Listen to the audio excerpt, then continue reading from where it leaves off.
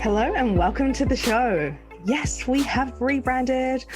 Why, you might ask? Well, last year, my book, Get Online, 6 Simple Steps to Building a Digital Marketing Strategy for the Non-Tech Savvy was published. By early 2020, it was a #1 Amazon best-selling book, and I was a finalist at the 2020 Business Book Awards this year in the Best Book in Sales and Marketing category.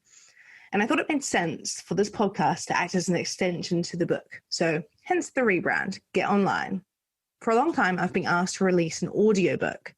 Time has sort of prevented me from doing that. So today I thought I would do a live read of the introduction to give you a little bit more background on my story. It's not all about promoting the book, I promise. I just wanted to share with you that I have not followed a traditional path in digital marketing. And as the title of the book suggests, this is for people who perhaps are a little bit nervous about embracing digital. Hopefully, after the recent pandemic and the lockdown, we're all feeling a little bit more confident about being online, our businesses being online and embracing digital. And perhaps some of us have been forced to, but that's okay. This is the future, so it's really important that we make that happen. But in the book, and particularly in my introduction, I just give a very brief explanation of my employment history and what led to me actually starting my digital marketing agency. So I hope it just encourages people to have the confidence that even if you have not embraced digital to this point, that if someone like me can learn it from scratch, can then do it for other businesses, then incorporate a digital agency and run it successfully for the last 8.5 years, you can definitely get your business running a very, very successful digital marketing campaign. So hopefully you enjoy sharing this with me. So let's get on with the show. And here is the introduction to my book, Get Online. My story. I began my career in corporate travel, an industry that seemed glamorous and exciting. I wasn't academic and didn't perform well in school. A teacher suggested the travel industry.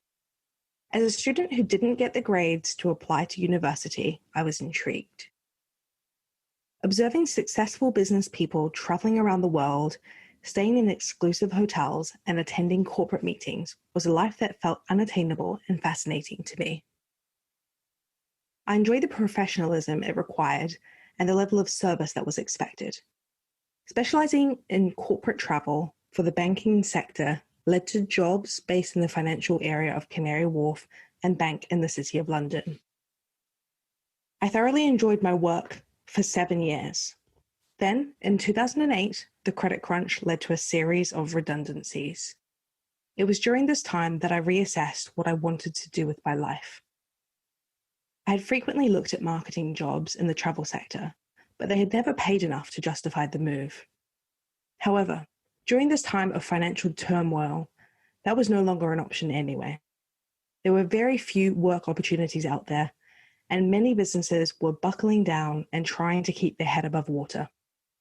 So I took a sales job, commission only, door-to-doors, selling telecommunication packages. As it turned out, I loved the work. I had the opportunity to meet people from all walks of life, and it pushed me far outside my comfort zone, which gave me a huge sense of achievement. I liked the challenge of maintaining positivity at all times. Hundreds of doors slammed in my face each day built a tough skin. I have always worked hard, but nothing up until that point in my working life or since has pushed me to have such determined mental strength. It was a job that required no digital skills, which was refreshing. I spoke to customers all day in their homes where they filled out sales order forms, and I made a few phone calls to secure deals. I suppose it's a job that hasn't evolved in the last 60 years. The only difference is that being a door-to-door salesperson in the 1960s was considered respectable, but in today's modern world, the thought of having to have a face-to-face conversation with someone is much less attractive. After a little more than 6 months in this role, the sales agency I worked for offered me a recruitment position. They were impressed with my ability to explain the work in such a positive way and asked me to assist with scaling their sales force. It was 2010, and finding work in London at that time was still proving difficult for many. Few businesses were recruiting, as the economy was still so unpredictable. I liked being able to offer work opportunities to people who had suffered redundancies as I had. I was easy to relate to and made the work very easy for me. It was in that role that I became fascinated with branding and marketing. I realized that our ideal candidates were interested in understanding what working for a company was like, so I began contributing content to a company blog. I showed what it was like behind the scenes and provided news items to a PR agency to raise the profile of the company. Before long, I had convinced my boss to let me take over the social media accounts and manage the company website. The company's leadership team was skeptical and didn't consider any online activity important for their offline sales business. They were scared that I would spend huge amounts of money online and it would come back to harm their reputation of the business. However, they let me run with it for 6 months. I was outperforming on recruitment side of the business and they were open to change. The more awareness I drew to the business, the better candidates we recruited, the bigger clients we landed, and as I expected, revenue increased. We were a door-to-door sales company dominating the digital space, something many of our competitors had failed to implement, until now. One day, I received a call from a competitor based in Manchester.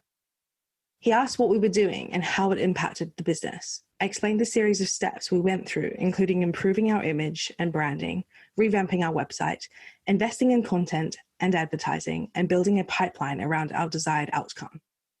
With my boss's approval, I began freelancing for this business and others as they began to reach out to me. 12 months later, I started my own digital marketing agency. The corporate travel industry had never recovered from the financial crisis, not because business people no longer travel, but because there is no need for agents.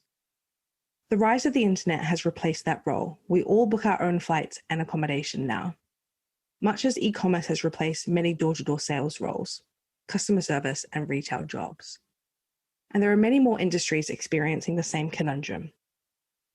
I don't believe all face-to-face industries will die out, as we all need to do some element of our business offline. However, we've reached a point where everyone must embrace the digital world.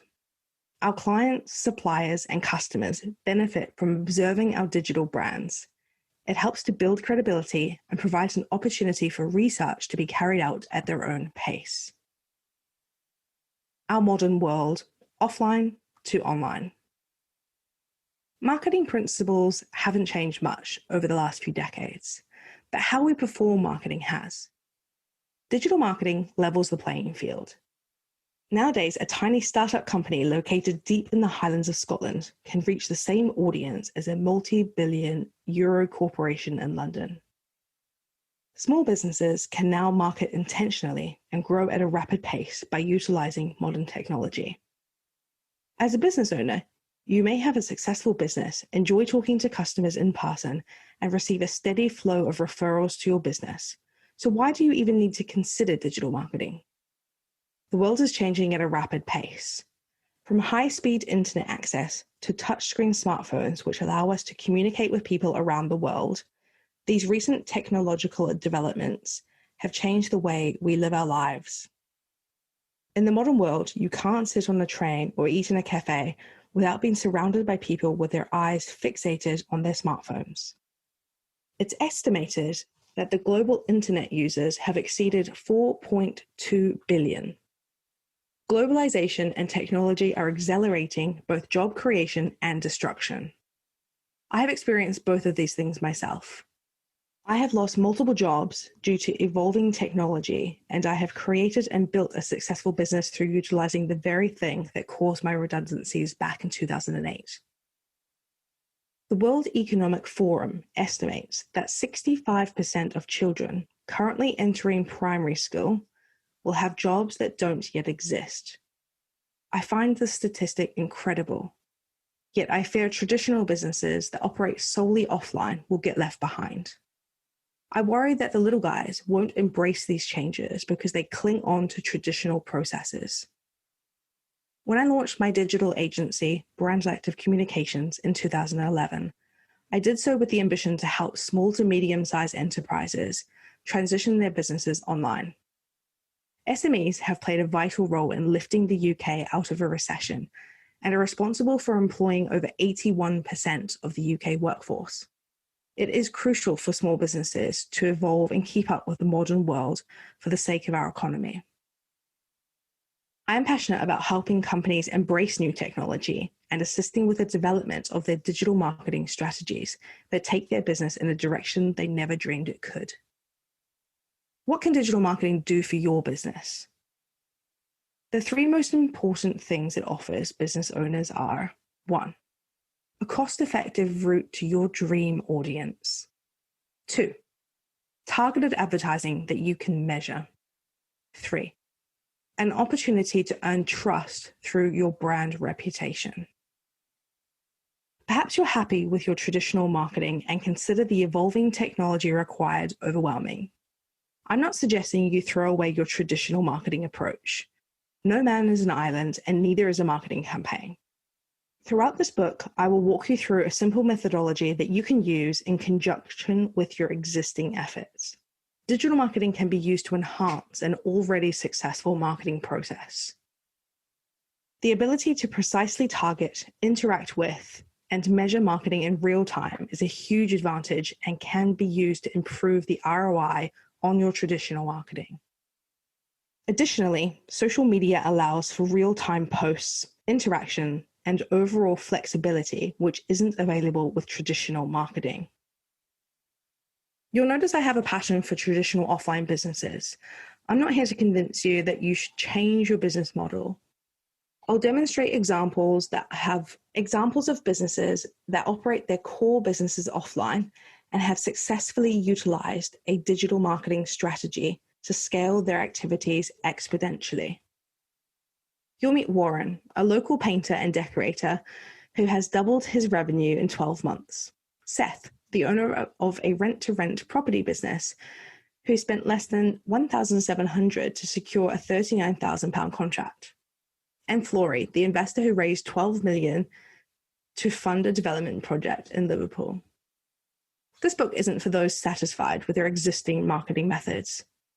If you don't want to change what you do, stop listening right now.